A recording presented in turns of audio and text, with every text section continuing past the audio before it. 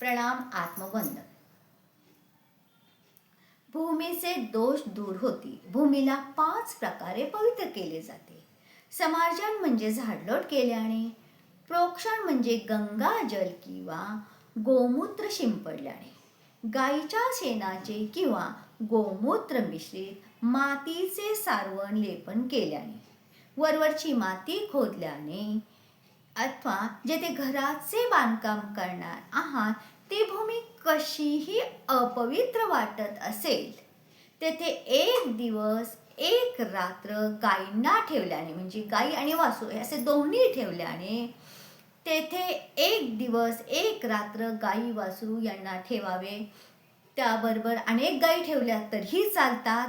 भूमीचे संपूर्ण प्रकारचे दोष नष्ट होतात. भूमीमध्ये कोणताही प्रकारचा दोष असेल किंवा ती भूमी घेताना जर त्या भूमी वास्तुशास्त्रानुसार योग्य नसेल तरीही गाय आणि वासरू तिथे बांधल्याने, एक रात्र एक दिवस ठेवल्याने तेथील भूमी संदर्भातील सर्व दोष नष्ट होतात.